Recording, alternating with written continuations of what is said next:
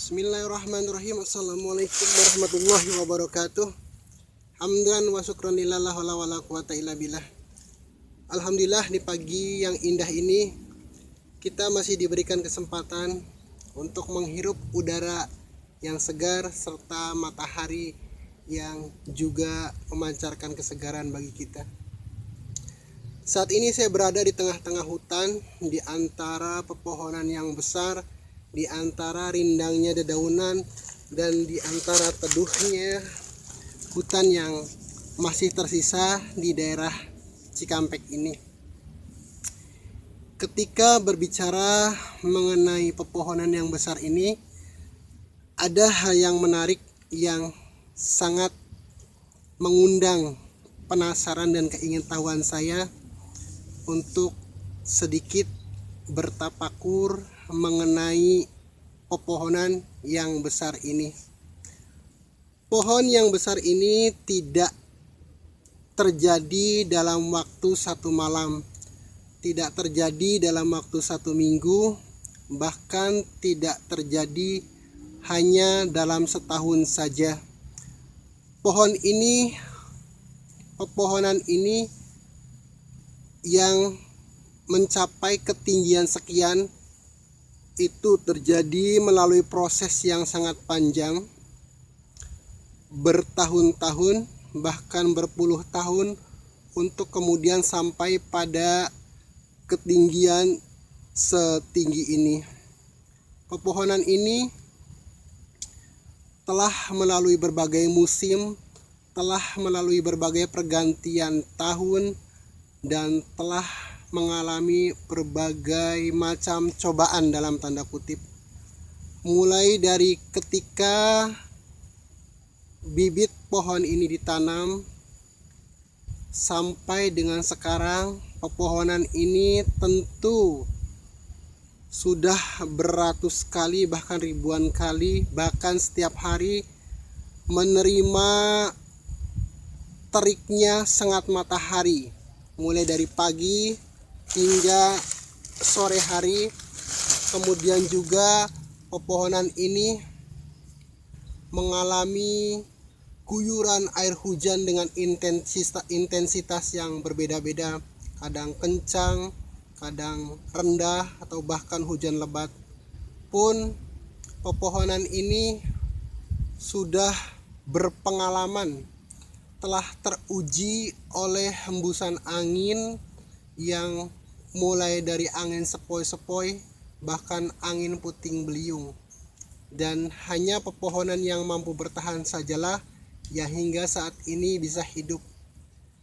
Menariknya, meskipun sengat matahari itu panas, meskipun kadang guyuran air hujan itu sangat lebat, meskipun angin itu kadang sangat kencang, tapi justru hal ini yang diperlukan oleh tumbuhan ini agar bisa hidup, agar bisa bertahan hingga sampai sekarang.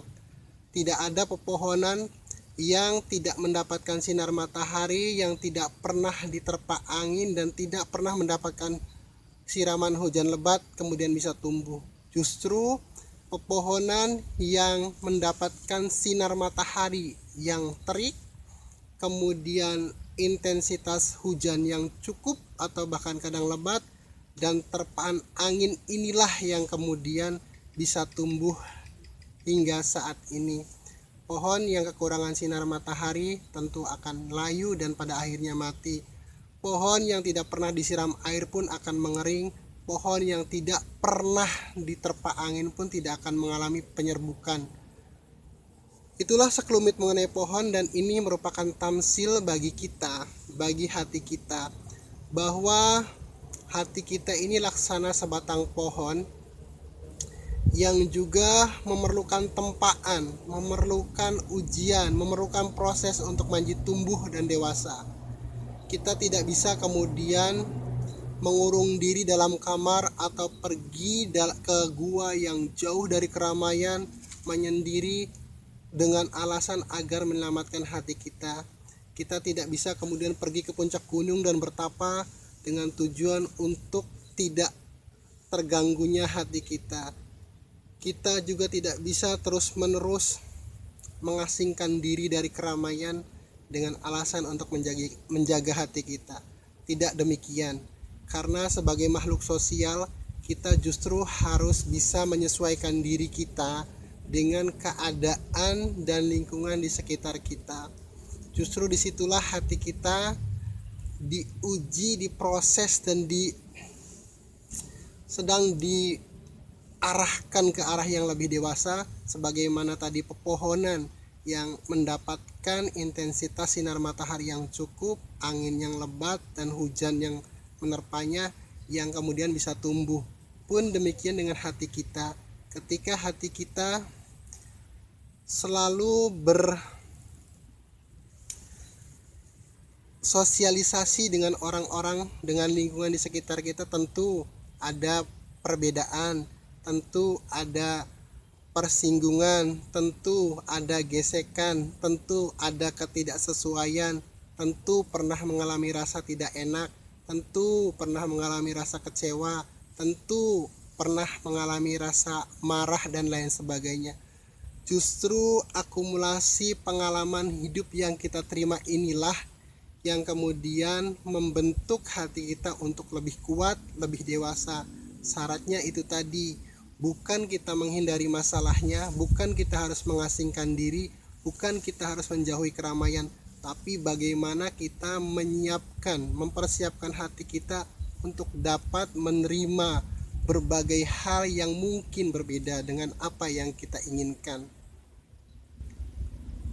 Jadi kalau pohon untuk bisa tumbuh itu harus ditopang atau disangga, maka hati kita pun demikian hanya, agar bisa tetap bersosialisasi, tetap bermasyarakat, tetap berhubungan dengan orang-orang di sekitar kita, bukan dengan cara mengasingkan diri, bukan dengan cara mengunci diri di dalam kamar, bukan cara bersembunyi di dalam gua, tapi justru mempersiapkan hati kita untuk siap berhubungan dengan dunia luar.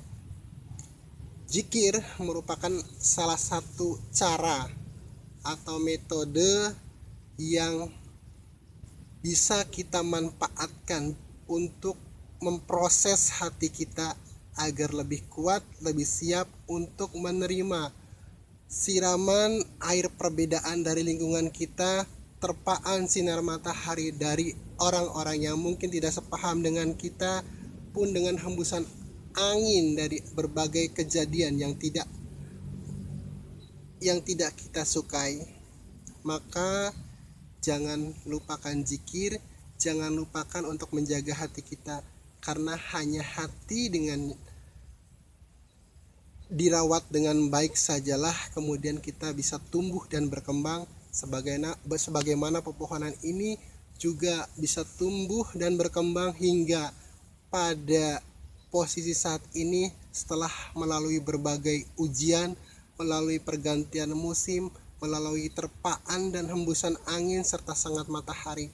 Semoga Allah memberikan kita kesempatan dan kelapangan untuk belajar menata hati kita agar kita lebih siap lagi menghadapi berbagai proses untuk menjadikan hati kita lebih dewasa.